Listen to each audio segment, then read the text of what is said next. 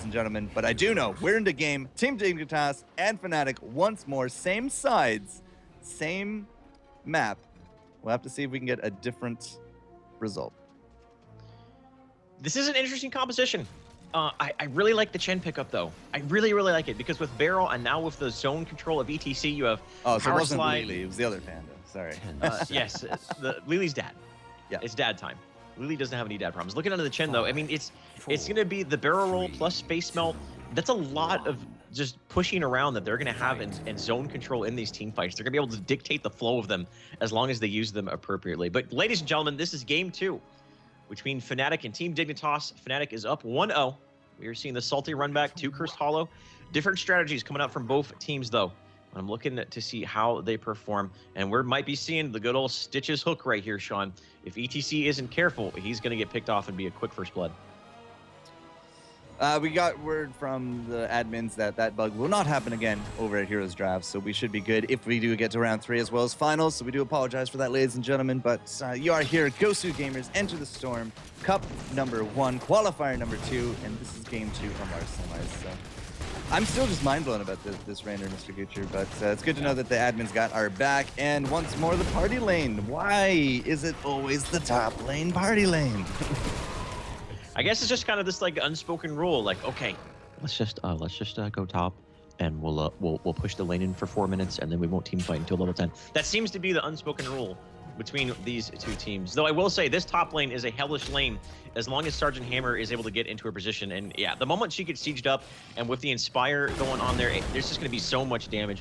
Malfurion has a great amount of sustain heals, but in the early game, he can run out of mana and run out quick. So that's probably why we're seeing Fnatic push this hard, is they want to get the damage done by the time their Malfurion's out of go-go juice and has to back up and get mana.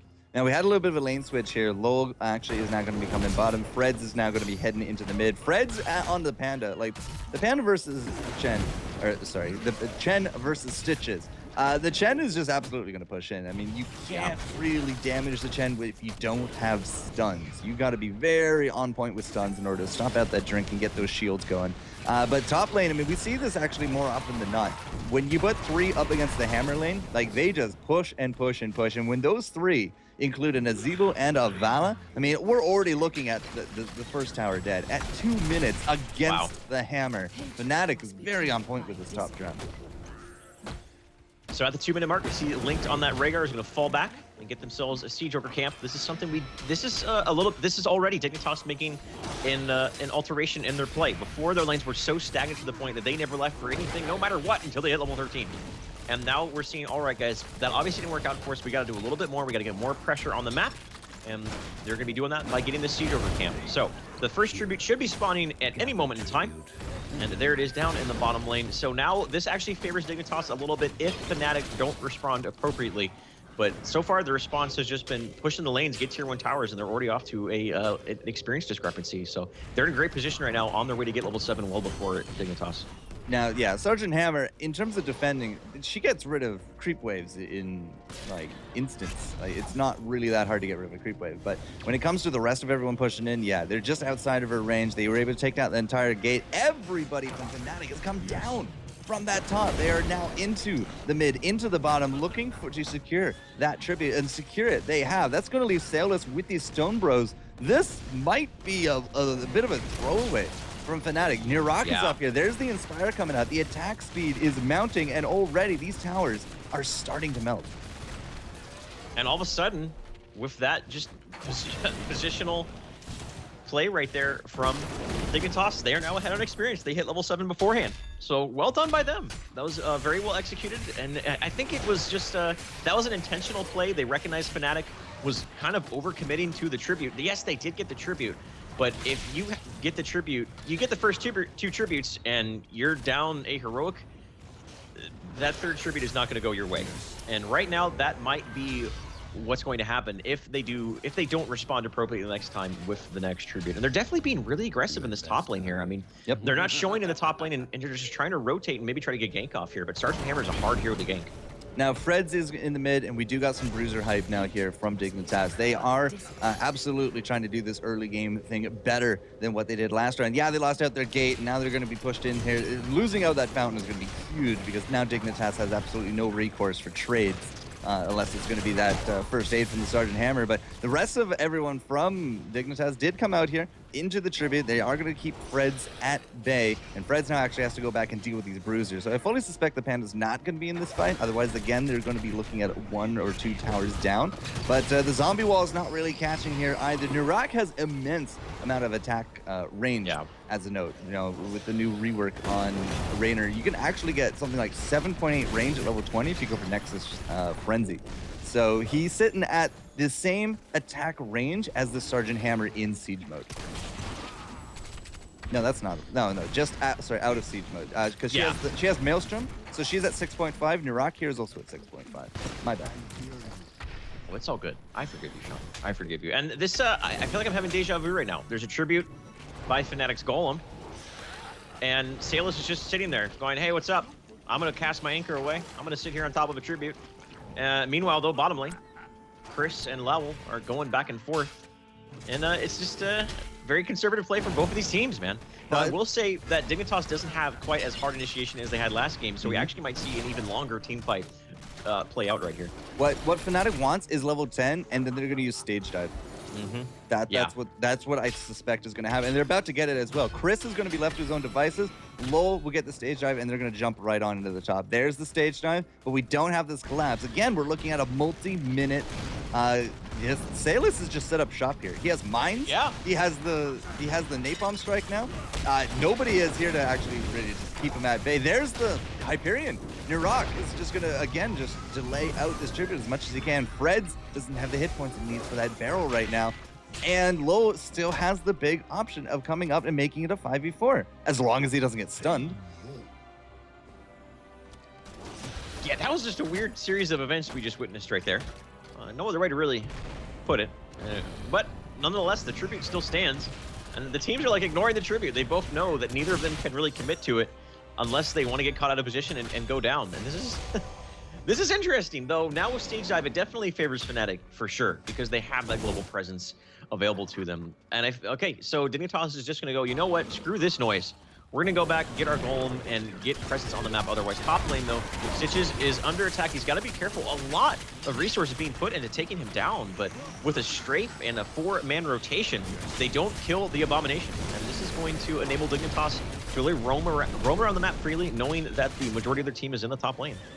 So Ace and crew, they went up to the top. If they had gotten the Stitches, they would have immediately went for the tribute. But because there's nobody else up with the Stitches, and now, of course, with the Farsight, they do notice that, hey, there was a boss taken bottom. They finally pick up that tribute. It's almost as if the teams forgot that it existed. Just neither of them really could get that advantage. But now, again, you know, they don't have really the firepower into this top to do a very fast golem. They're going to have to really heavily rely on, once again, that stage dive. And, you know, boss hype is in the bottom. We got Low trying to take care of it. He is going to get himself a tower or two. And no boss for Fnatic right now. They look very different compared to this time last night.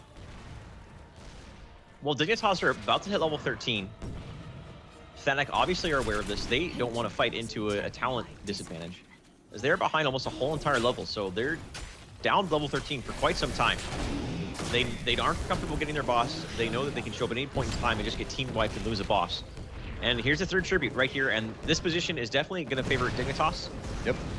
Fnatic needs to get level 13, and they need it quick, because if not, then this tribute's going to go their way, and it looks like they might just sack it. They're not showing any sort of movement towards this tribute. They're going elsewhere, maybe trying to rotate to Dignitas' bruiser camp and pick up an advantage somewhere else on the map. Yeah, Nurak is going to get noticed by the Farsight, and that'll be that. Not the Farsight. Malfurion has the clairvoyance? No, Nzibo actually has the clairvoyance. Yes. My mistake right there. We haven't really talked a lot about the towns. I leave them up here and people can see them, but so far we haven't really seen anything like strange. It's all very kind of cookie cutter today. Yeah. This is such a...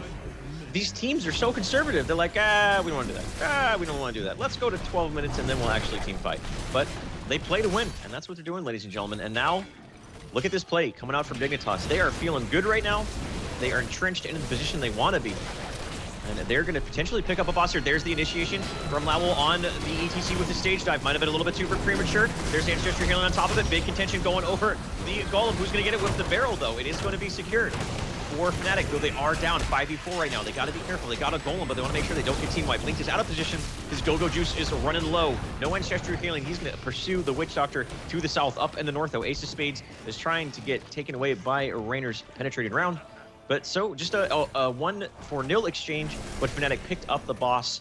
A somewhat even exchange, though Dignitas still holding a secure experience advantage, and now they're going to rotate down to this tribute bottom lane. Tributes are for wussies. Yes, exactly. I saw that in the chat right there. So a really nice steal from Fnatic. I mean, they saw that Dignitas was doing it. They had the stage dive, and the barrel is just like, get off my point. That's exactly some of the best things you can do with the barrel. Emerald Wind, you can do very similar stuff, though rest in peace. Right wing, either way, Lowell, he is a human punching bag right now. He is absolutely getting low on those hit points, but Freds is there. Shinobu with that Valley is going to come in, gets hit by the penetrating shot, and that is going to be it for the strafe. Not exactly the most careful play I've seen from Kessel before, but Fnatic, they really want to solidify this tribute. If that hook had landed on top of our Witch Doctor, then whew, could have been a turn for the worse. But as of right now, Fnatic is still posturing to grab themselves this third tribute. If Fnatic get this, that will really help them get back that experience disadvantage. Chris, if he hits R, he could have stunned out at least 3 or 4 people, but he didn't think the follow-up was there. He didn't go with it, though. Now Fnatic has to be careful in the position. They're grouping up quite a bit. There's a Ravenous Spirit. Battle Cruiser operational. There's a 2-man Divine Storm. Follow-up with the ETC stage dive. Down goes Witch Doctor. Chris is going to be going down. No! Oh! His sister healing is there. This is so very close. Fred goes down as well, and this is looking great for Dignitas. The 2-man DPS, the Warrior in the front with Rhaegar and Chestru healing is paying off so very well. And the Horseshoe. The Ace of Spades gets taken out. Lemmy Motorhead, 1986, I believe is when that song came out. They are looking great right now. They are going to get this tribute. Looking at the mercenary camps, though, the golems aren't up, so they don't have that to fall back on. But just they're looking good. They're going to have level 16 and have a good moment of opportunity here to get some forts. This is not good for Shinobu. No. No, oh it's Lord. not. No, he was on the wrong side of the line of scrimmage, and Chris, he went hunting. He found himself a wascally wabbit, and it is hunting season, Shane. 5 kills, 0. This is absolutely huge difference between game number 1, game number 2. Sailless into the bottom, doesn't need a boss. He has himself the siege range, and he gets it. He gets himself that fort, and that will put us at level 16 hype for Dignitas. They're up 16 to 14, a whole level and more. Even on top of that, we're almost looking at a full 2-level advantage right now going into this mid game, and this is going to be a curse for somebody in this next tribute, Mr. Shane Future. Dignitas is looking like they brought this salty run back for a good reason. Yeah, this Raider, I have to say, is actually paying off quite a bit. He's hitting his Qs, he's hitting his penetrating rounds, he's interrupted a Ravenous Spirit, he's really zoning out the front line very, very well with the Chen and the ETC.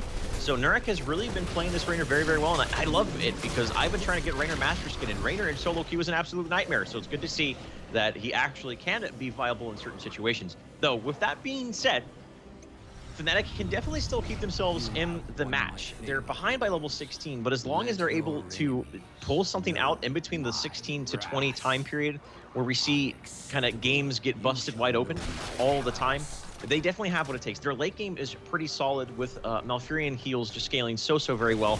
He seems to never run out of mana. Well, in the early game, he just runs out of mana so quickly. Vala obviously brings a lot of damage, and that level 20 Ravenous Spirit just does so much damage. It's so hard to avoid. Though they need to do something, they need to do it quick because time is running out for them. Well, you know, time is actually not on Fnatic's side at all. I mean, 30 seconds of this curse, and we got a 13-minute boss to be marching down this lane. I mean, Vala wasn't even around here. Low is doing the best that he can for the split. He does have that stage dive ready to go, but Golem is just making short work of these buildings. Sailless there as well in that hover siege into the back. That's now going to be Golem hype on top of this core. Dignitas, however, is going to back off. They're going to play it safe. They're going to go for these forts, and they're going to try to solidify their win to level 20 rather than trying to go for this core with this Golem, although it doesn't even look like Golem's going to be able to break shields as of yet. So that's a really great win condition that Dignitas has available to them. If they get a Golem, if they get a 2 or 3-man pick off, and not too much of themselves get picked off as well, they can just outright win the game. So they're in a good position here, man, and they have been performing much better than what we saw last game. Their early game was much more on point. They fell back to mercenary camps. They put more pressure on the map. They were less stagnant. They're no longer in a rut, but ETC is going to stage dive into the backline. Battle Boots are operational once again. The Ravenous Spirit is doing so much work, but it got interrupted. Chen is barreling and running around, but that barrel really didn't do much. They were looking for a disengage there with Fred's barrel, but that's not the case. He actually just gets simply caught out of position.